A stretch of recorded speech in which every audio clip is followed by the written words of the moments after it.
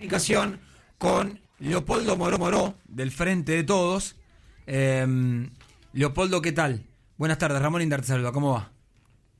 ¿Qué tal? Bien, un gusto de escuchar. ¿Me escuchás bien? Sí, yo te escucho bien. Perfecto, sí. Ahora sí. A ver, Leopoldo, bueno, primero quiero tener un análisis tuyo de lo que está pasando en torno al pedido de juicio político a la Corte Suprema. ¿Por qué crees que hay que hacerlo? ¿Por qué crees que la política tiene que avanzar en sesiones extraordinarias contra los jueces de la Corte? Bueno, porque nuestro país se apoya en una república y la república se sostiene en la división de poderes y, por supuesto, en el Estado de Derecho. Y la Corte, hace ya bastante tiempo, pero en estos últimos meses con más ahínco, viene actuando de manera tal de pasar por encima de los otros dos poderes, es decir, del Poder Legislativo y del Poder Ejecutivo, con sentencias o fallos encubiertos bajo la denominación de acordadas que avasallan las facultades que tienen los dos poderes, sí, el Poder Ejecutivo y el Legislativo, con el agravante de que son los dos poderes que se originan en la voluntad del pueblo argentino, es decir, en la soberanía popular, mientras que el Poder Judicial es un poder que se asienta en su propia estructura constitucional y con ciertos privilegios en ese sentido, sin pasar por el sedazo de la voluntad popular. Y además ha roto el Estado de Derecho, entre otras cosas porque hay indicios vehementes, por decirlo de alguna manera, de que la Corte, en connivencia con sectores de la oposición, ha negociado fallos, ha llevado adelante tráfico de influencias, precisamente en la negociación de esos fallos. Ahora, Son hechos muy graves. En ese último punto, ¿cómo utilizás como prueba eso si es de un hackeo de un celular? Digo, ¿se puede utilizar en un juicio político en el Congreso? Absolutamente. Es decir, a ver, se puede utilizar como indicio. En todo caso, quedará a disposición de los jueces y de la propia comisión, que tiene la facultad de llevar adelante, por ejemplo, el estudio de comunicaciones telefónicas, porque lo dice el reglamento, no porque lo digo yo, sí, el reglamento de la comisión, quedará a expensa de jueces y de la comisión comprobar o no la veracidad de esos elementos. Ahora, la verdad es que las declaraciones de quienes aparecieron en esos chats son muy contradictorias, porque por un lado dice que son falsos y por el otro lado simultáneamente dice que se los hackearon. Una de las dos cosas no es cierta. No. Más allá de lo que diga Alessandro, te lo preguntaba porque cuando en estas horas, digamos, se recordaba en el archivo cómo a Timerman le usaron una escucha ilegal y Bonadío, pisoteando todo ejercicio de derecho, dijo, yo la tomo igual como prueba. Digo, bueno, en este caso, entonces, ¿cómo hacen? No, pero es que no fue solo Bonadío. Lamentablemente, para ellos ahora, fue la Cámara Federal que ratificó lo de Bonadío y fue la Cámara de Casación Penal, que es el tribunal más elevado de lo penal, que sienta jurisprudencia. Y con la firma de Hornos y Borinsky, efectivamente reabrieron, porque esto fue mucho más grave todavía, porque con esa conversación reabrieron una causa que ya estaba cerrada, que tenía cosas, que había pasado por cosas juzgadas. Pero bueno, lamentablemente dejaron esto asentado como jurisprudencia. Claro, lo que vos estás diciendo es, mirá, si ustedes lo abrieron, ahora agárrense. Bueno, hay otro caso, el caso famoso de las escuchas del penal de Ezeiza a los presos políticos por sus jueces. La doctora Cardió por un lado y el fiscal Tornelli por el otro se presentaron otra vez en el juzgado de Bonadío con las transcripciones de esas conversaciones que eran ilegales. Bonadío abrió la causa, la Cámara Federal otra vez ratificó la validez de esa prueba y esa causa incluso está en este momento abierta. Es con la que se está defendiendo Stornelli frente a la acusación que tuvo en la causa de la ley. Y en ese punto, Leopoldo, ¿no sentís que estamos a merced de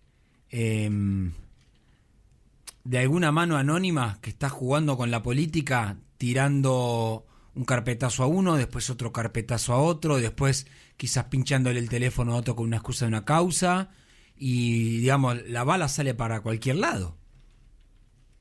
Bueno, a ver, en primer lugar, es obvio que desde que se crearon estas redes sociales, digamos, no solamente aquí en el mundo, se abrió un horizonte diferente.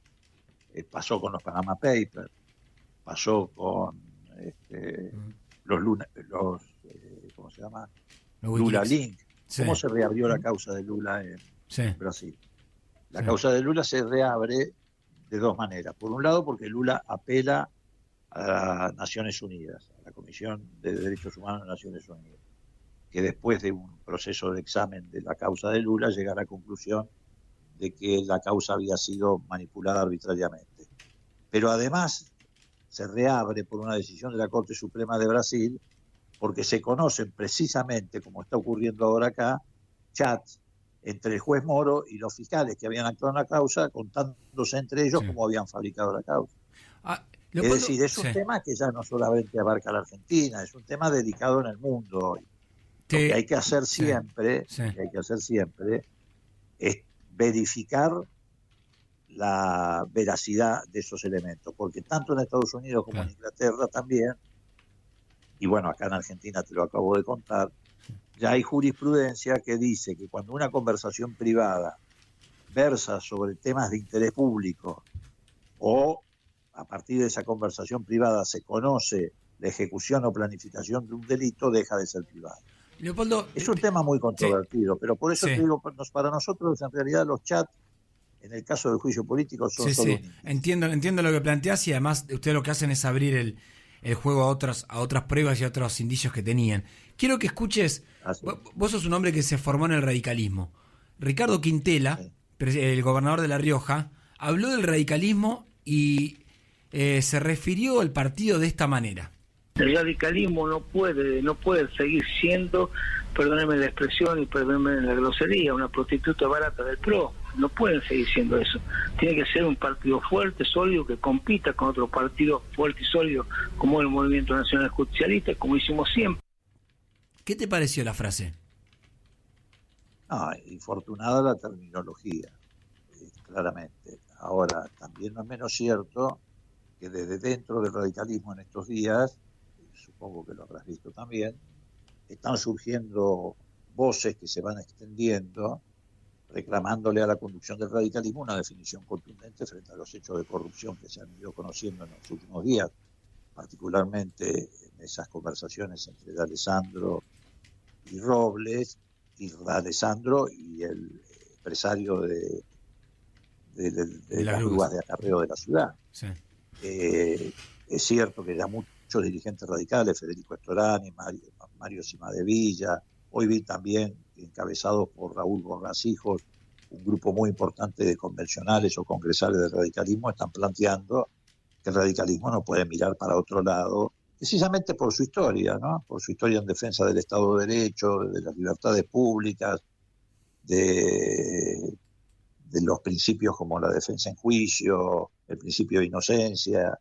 No puede mirar para otro lado, y sobre todo cuando se está frente a hechos de corrupción que son evidentes, porque el indicio de la conversación de D'Alessandro con el empresario de las grúas de acarreo en realidad está respaldado por un dato que es contundente. Un negocio había, si había una empresa que pagaba 55.000 pesos mensuales de canon y recaudaba 500 millones y además era beneficiada con 1.500 millones a lo largo de 3 años de subsidio. Leopoldo, es un escándalo. Pablo Vinocur te saluda, ¿cómo estás? Te quería consultar, ¿qué tal? A raíz de los chats entre D'Alessandro y Robles, este operador o mano derecha de Horacio Rosati, ¿no existe ningún chat entre operadores, funcionarios del Frente de Todos y miembros del Poder Judicial? A ver, que yo conozca, no. O sea, vos podés Claramente. asegurar que no existe ningún tipo de intermediación entre, por ejemplo, Silvio Robles y miembros del Frente de Todos, sea ministro, viceministro, o sea, no hay ningún tipo de diálogo ni puente. Que yo conozca, no. ¿Y no Que yo hubo, conozca, y no. no hubo tampoco en el pasado? A ver, es muy difícil determinar esas circunstancias. Yo te puedo hablar sobre lo que conozco. A ver, durante el mandato de Alfonsín, que duró 6 años, vos recordarás que en aquella época los presidentes tenían mandato de 6 años, yo debo haber entrado a la Quinta de Olivos 300 veces. A la mañana, al mediodía, a la tarde, a la noche, y en muchísimos casos, además porque hasta vivía cerca, fines de semana. Nunca me crucé con un juez, un camarista o un miembro de la Corte. Ninguno tenía en aquella época vocación de ir a jugar al fútbol con Alfonsín, ni al pádel, ni al tenis, como hacían con Macri. Esto es la experiencia personal. Yo te puedo hablar de mis experiencias personales. Nunca me crucé con un miembro del Poder Judicial en la Quinta de Olivos. Bueno, es lo que yo te puedo decir. Queda claro. Muchísimas gracias por el tiempo y las explicaciones. No, al contrario, gracias a vos, que te vaya Un muy bien. abrazo.